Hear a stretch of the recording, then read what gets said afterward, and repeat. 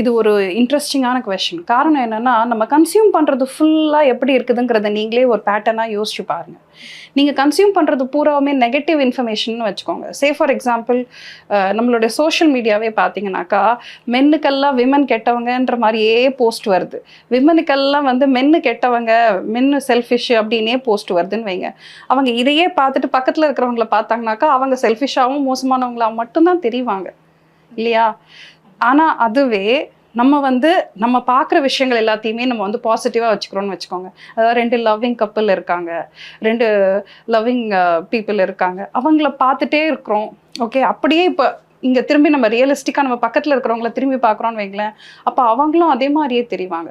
So நீங்கள் consume பண்ணுற விஷயங்கள் என்னங்கிறத பாருங்கள்.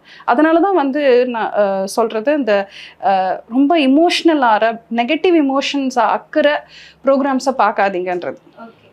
ரொம்ப கஷ்டமாக இருக்கிற, கஷ்டப்படுத்துகிற, கோவமாக இருக்க, ஃப்ரஸ்ட்ரேட்டடாக இருக்கு, அந்த மாதிரியான நெகட்டிவ் விஷயங்களை ரொம்ப கன்சியூம் பண்ணாதீங்க அப்படிங்கிறத அதுக்கு தான் சொல்கிறது. அப்போ உங்களுக்கு ஆட்டோமேட்டிக்காக உங்களுக்குள்ளே இருக்க பாசிட்டிவிட்டி வெளியே வர ஆரம்பிக்கும்.